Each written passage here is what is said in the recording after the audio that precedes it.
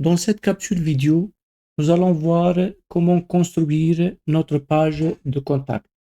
Pour cela, on va ouvrir la page d'administration de WordPress en cliquant sur le bouton WP Admin. Une fois la page d'administration ouverte, nous allons cliquer sur le nom de notre site, École La Fontaine, puis aller sur le site, clic droit, puis ouvrir le lien dans un nouvel onglet pour ouvrir notre site et voir à chaque fois quels sont les changements qui ont été effectués.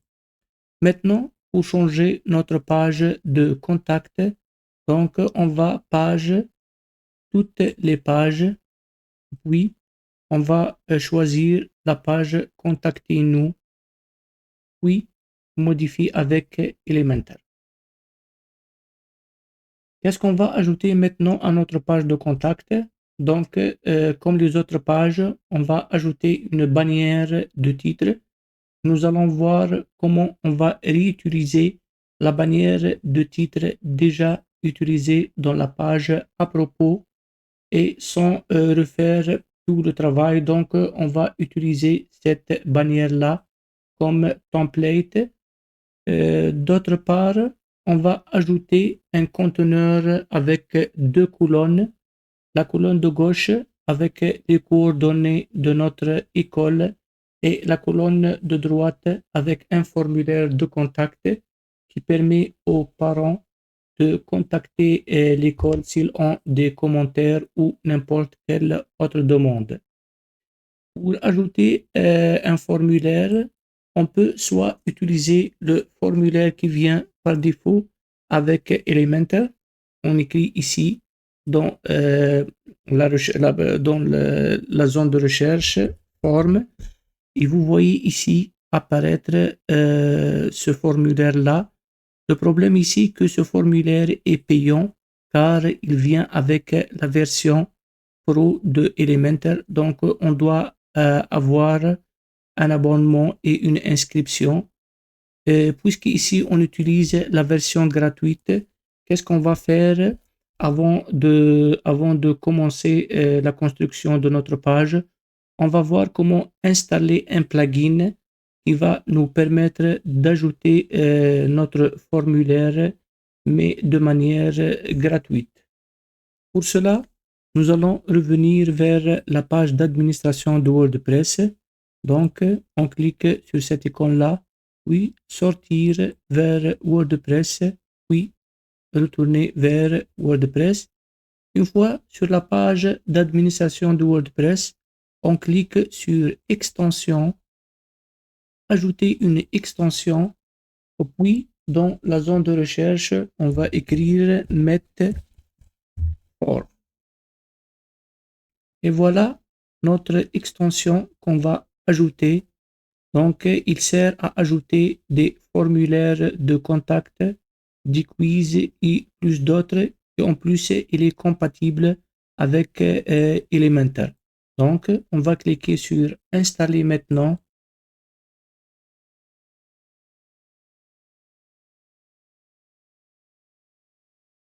Une fois installé et pour pouvoir l'utiliser, on doit cliquer sur Activer. Une fois activé, donc on va trouver notre plugin dans la liste des plugins installés. Maintenant que notre plugin Metform est installé, nous allons débuter la construction de notre page de contact. Pour cela, on va vers Page, toutes les pages, puis la page Contactez-nous, puis modifier avec Elementor. Donc, avant tout, on va débuter comme les autres pages par cacher ce titre qui vient par défaut avec, avec la page lors de sa création avec WordPress. Pour cela, on va à Réglage de page, puis on va choisir masquer le titre et comme ça, notre titre est masqué puis publié. on vérifie est-ce que notre titre est masqué. Donc, contactez-nous et voilà notre titre de la page de contact est masqué. Maintenant, on va ajouter la bannière de titre à notre page de contact. Pour cela, on va retourner vers notre page à propos pour exporter la bannière comme modèle, puis l'utiliser dans notre page de contact. Donc, on va revenir vers WordPress, retourner vers WordPress. On va à notre page à propos. Donc, ici, on va cliquer sur modifier avec Elementor. Puis, on vient ici vers le conteneur contenant la bannière. Clic droit. Puis, on va choisir enregistrer comme modèle et on va par exemple l'appeler bannière titre. Bannière de titre. Puis, enregistrer. Donc, voilà. On a un modèle qui a été enregistré, donc qui s'appelle bannière de titre. On ferme cette page-là, puis on revient vers notre page de contact. Donc, sortir vers WordPress, on va sortir vers WordPress, puis toutes les pages, puis on va vers notre page Contactez-nous, modifier avec Elementor. Puis ici, au lieu de cliquer sur Ajouter un nouveau conteneur, on va maintenant choisir Ajouter un modèle. On clique là-dessus. Puis, on va vers Mes modèles et on choisit notre modèle qu'on vient d'exporter à partir de notre page à propos. Puis, on clique sur Insérer et Appliquer. Voilà. Notre bannière est ajoutée. On a juste qu'à changer le titre au lieu de à propos. On va changer à contacter nous. Et comme ça, on a vu comment on peut ajouter un conteneur ou un composant à partir d'un modèle initialement exporté. Maintenant que notre bannière de titre est ajoutée, on va ajouter un deuxième conteneur sous forme de 2 colonnes. Dans la colonne de gauche, on va ajouter les coordonnées de notre école et dans la colonne de droite, on va ajouter un formulaire de contact. Donc, pour cela, on va ajouter un conteneur horizontal. Puis, on va imbriquer à l'intérieur de ce conteneur-là un autre conteneur, puis on va dupliquer ce conteneur-là pour avoir cette structure de 2 colonnes. Maintenant, on va débuter par ajouter la section coordonnées de notre école. Pour cela, on clique sur Ajouter un élément, puis dans la zone de recherche, on écrit liste, puis on choisit liste d'icônes, puis on la glisse dans notre conteneur. Maintenant, on a 3 éléments. Le premier élément, c'est l'adresse. Le deuxième, c'est le numéro de téléphone. Et le troisième, c'est l'email de notre école. Donc, on va essayer de les modifier un par un. Donc, on commence par le premier élément. On va changer le texte. Donc, on vient ici, on sélectionne notre adresse.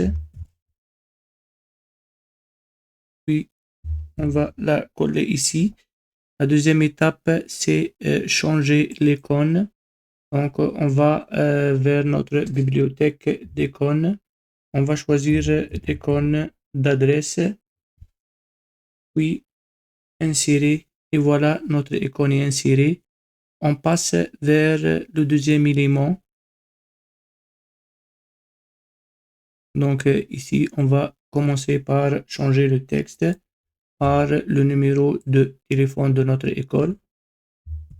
CTRL-C, puis on revient et CTRL-V. Et de même ici, on va changer notre icône. Donc ici, phone, sélectionner l'icône, puis insérer. Et finalement, on va ajouter notre adresse email dans l'élément 3. Donc, on va à l'élément 3. On va supprimer ce texte-là. Puis, on va le remplacer par l'email de notre école et CTRL-V. Et aussi, on change l'icône.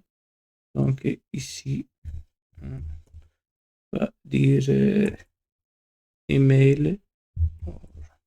Et peut-être, puis on va sélectionner, puis on va insérer. Et comme ça, on a changé notre icône. Puis, n'oublie pas de cliquer sur publier.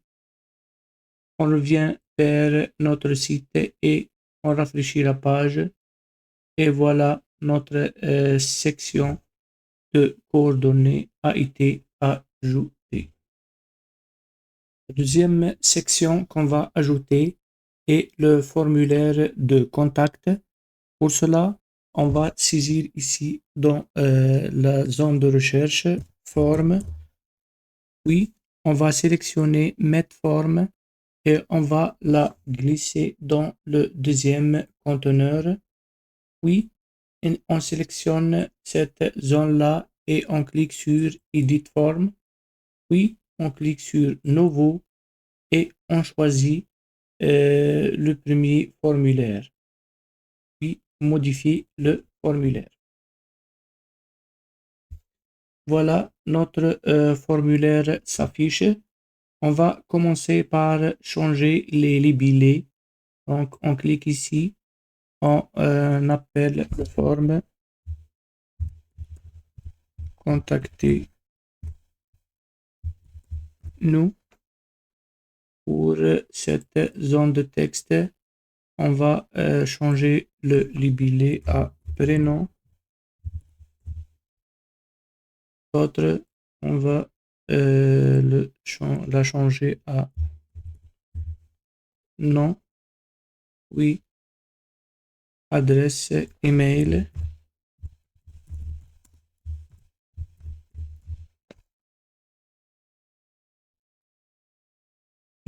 On change celle-ci par exemple à commentaire,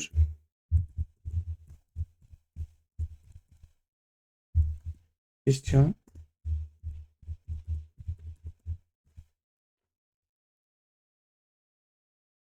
Puis pour le capture, on va pas l'utiliser, donc on va juste la supprimer.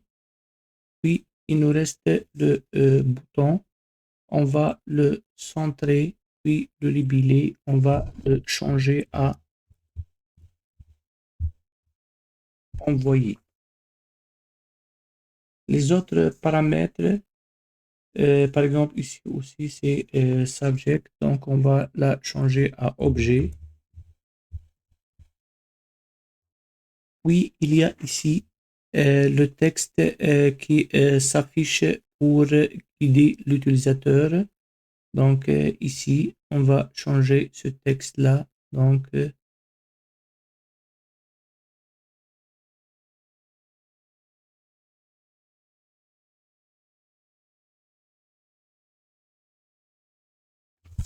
saisir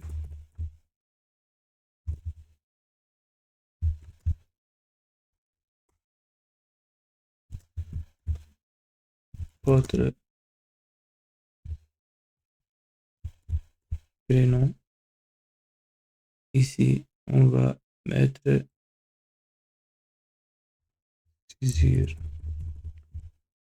votre nom. Ici et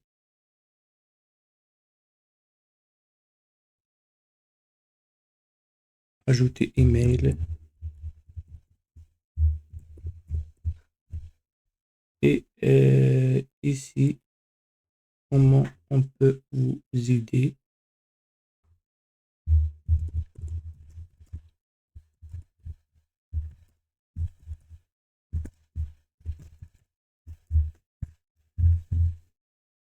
Et ici,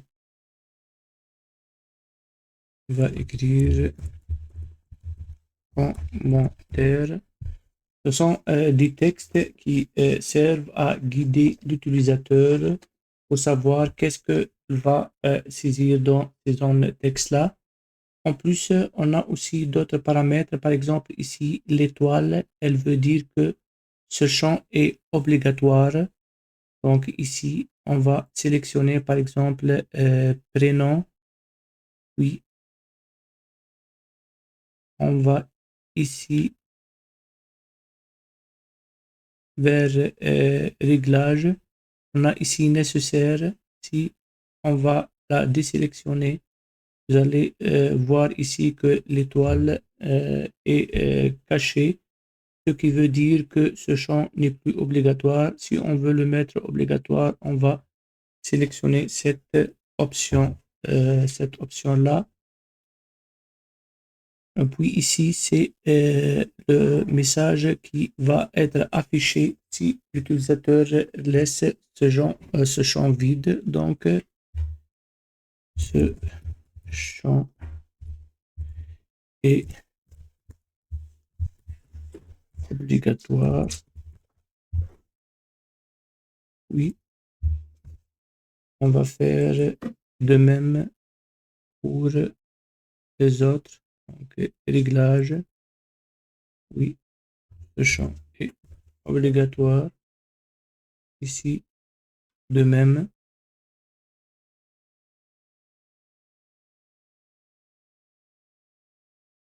Ce champ est obligatoire.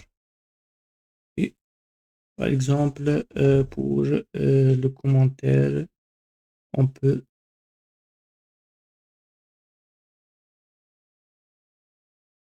le mettre, on peut le laisser obligatoire et on va le mettre ici. Et on va publier les modifications, mettre à jour et fermer. Puis on va publier nos modifications. On revient vers notre page pour vérifier. Et voilà notre formulaire. Peut-être on va aussi ajouter des marges ici pour amener les coordonnées ici au centre. On revient ici, on sélectionne cette section ou ce conteneur-là. Puis dans marge interne, on essaie de enlever cette liaison-là. Puis marge haut, on essaie d'ajouter une marge pour centrer cet élément-là. Oui, marge gauche, on peut aussi ajouter. Puis, on va cliquer sur publier. On rafraîchit ici notre page pour voir les changements. Puis, on va tester notre formulaire ici. Donc, par exemple, on va saisir ici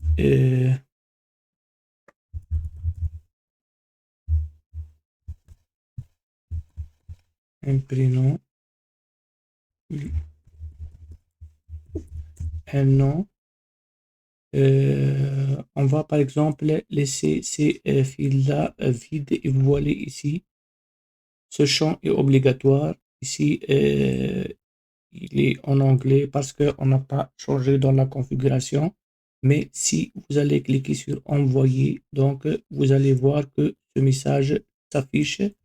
Si on va par exemple remplir ces champs-là, donc, et on valide, voilà notre formulaire est envoyé, on peut aussi mettre à jour ces messages-là. Par exemple, ici, si on revient vers notre forme, on sélectionne Edit forme, puis modifie le formulaire.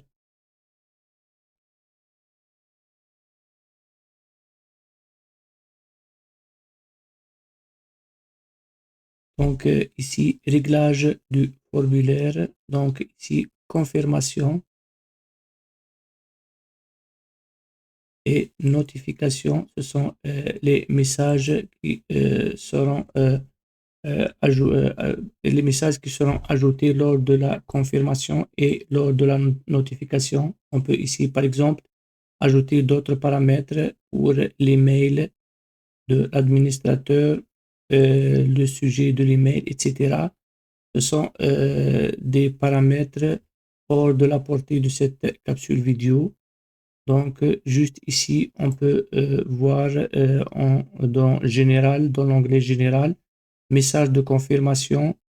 On peut, par exemple, ici, au lieu de ce message en anglais, on peut écrire message envoyé. On enregistre cette modification. On peut mettre à jour, publier, puis on essaye de faire une autre fois l'envoi de ce formulaire-là. Donc, comme vous le voyez, envoyé, et voilà, message envoyé. Donc, notre message a été envoyé et le message d'envoi est affiché. Maintenant, nous allons voir comment rendre notre site responsive, c'est-à-dire comment on peut changer son affichage selon l'appareil utilisé, c'est-à-dire l'affichage dans un PC, sur une tablette ou avec un iPhone. Pour cela, on va cliquer sur page, toutes les pages, puis on va voir l'affichage de notre page d'accueil. On va cliquer sur modifier avec Elementor. Donc ici, on a l'affichage sur un PC, sur un ordinateur. Si on clique sur l'icône de tablette, voilà notre affichage. Ici, on a différentes tailles de tablettes. Ici, on a la taille minimale et la taille maximale. Donc, lorsque on va faire les changements, on doit tenir compte de ces deux tailles-là. Ici, pour le menu principal, on voit qu'il n'y a pas de problème d'affichage. Normalement, on peut le laisser tel quel, mais le problème ici, c'est que on doit éviter ce déplacement horizontal.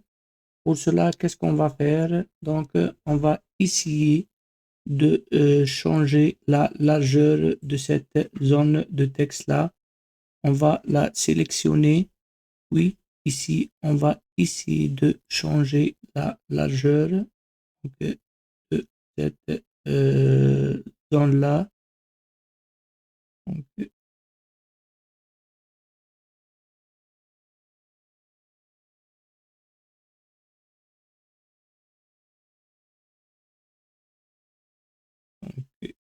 ici, on va changer cette largeur-là. On va augmenter la taille ici. Normalement, ça fonctionne avec les deux tailles de tablette. Si pour le menu de pied de page, normalement, tout va bien. Qu'est-ce qu'il nous reste maintenant? Donc, de voir l'affichage. Donc, ici, pour notre tablette, on peut publier ces changements-là. Qu'est-ce qu'il nous reste? On va voir l'affichage sur l'iPhone. Pour le menu, et OK. Aussi pour notre logo et pour notre bouton de recherche. Aussi pour le texte. Donc la taille est bon et peut être affichée de manière normale aussi pour notre galerie. On voit ici pour le pied de page. Le problème ici peut être dans l'ordre de ces éléments-là. Ici, par exemple, si on va cliquer sur les liens rapides, elle va cacher la section Contactez-nous. Donc ici, le problème ne réside pas au niveau de la page d'accueil, mais de la section de page. Donc, peut-être on va sortir de cette partie-là vers WordPress.